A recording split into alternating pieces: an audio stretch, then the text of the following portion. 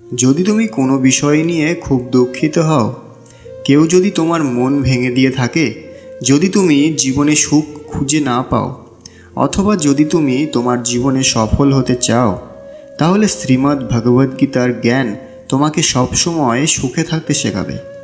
এই জ্ঞান তোমাকে জীবনের প্রতিটি যুদ্ধ জিততে শেখাবে, সফলতা অর্জন করতে শেখাবে। যখন তোমার মনে হবে এই দুনিয়া খুব স্বার্থপর, কেউ তোমার পাশে নেই, তখন গীতার এই জ্ঞানই তোমাকে সাহস দেবে, তোমাকে পথ দেখাবে।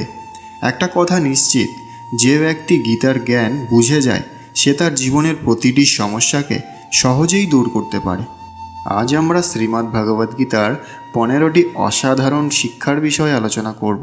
আমি নিশ্চয়তা দিচ্ছি, যে এই ভিডিওর শেষ পর্যন্ত মন দিয়ে এই 15টি উপদেশ শুনবে, সে তার সমস্ত কষ্ট, দুঃখ, যন্ত্রণা সহজেই দূর করতে পারবে আর জীবনে যা চায় তা অর্জন করতে পারবে। প্রথম শিক্ষা, যা ঘটে তা ভালোর জন্যই ঘটে। যা ঘটছে ভালোর জন্যই ঘটছে। ভবিষ্যতে যা ঘটবে তাও ভালোর জন্যই ঘটবে। যখন আমাদের সঙ্গে অন্যায় ঘটে, মনে হয় গোটা দুনিয়া অন্যায়ে ভরে গেছে, কিন্তু সত্যি বলতে, কেউ যখন আসে সে আমাদের শক্তিশালী করে তোলে, আর কেউ যখন কষ্ট দেয় সে আঘাত আমাদের চোখ খুলে দেয়। যেমন মা তার শিশুকে তিতা ওষুধ খাওয়ায়, সেই তিতা ওষুধই আসলে শিশুকে সুস্থ করে তোলে। তাই মনে রাখবেন, প্রতিটি কষ্টই আমাদের মঙ্গলের জন্যই আসে। দ্বিতীয় উপদেশ, বারবার ক্ষমা করা নিজের জীবন ধ্বংস করতে পারে। পাণ্ডবদের গল্পে যেমন যুধিষ্ঠির বারবার দুর্যোধনকে ক্ষমা করেছিলেন, আর সেই ক্ষমাই শেষ পর্যন্ত ভয়ঙ্কর যুদ্ধে পরিণত হয়েছিল। যদি কেউ বারবার তোমার বিশ্বাস ভাঙে, তাকে ক্ষমা করা ভুল, কারণ তখন সে তোমার কষ্ট দেওয়াকে নিজের অধিকার ভেবে নেবে। মনে রেখো, কিছু ভুলের ক্ষমা হয় না। তৃতীয় উপদেশ, মিথ্যাবাদীদের সামনে নিজেকে ভালো প্রমাণ করার দরকার নেই। সৎ মানুষদেরই এই দুনিয়ায় বেশি পরীক্ষা দিতে হয়। সত্য তখনই পুণ্য যখন তা কারো উপকারে আসে, আর মিথ্যা তখনই পাপ যখন তা কারো ক্ষতি করে। চতুর্থ উপদেশ, দুষ্ট মানুষকে যত উপকার করবে, সে শেষমেশ তোমার ক্ষতি করবে, কারণ একজন নীচ মানুষ তার স্বভাব বদলাতে পারে না। তাই দুষ্টের প্রতি দয়া নয়, দূরত্ব রাখাই বুদ্ধিমানের কাজ। পঞ্চম উপদেশ, যে তোমাকে কষ্ট দেয় তার সঙ্গে ভালো ব্যবহার করো না, তাকে জয় করার চেষ্টা নয়, দূরে সরে যাও।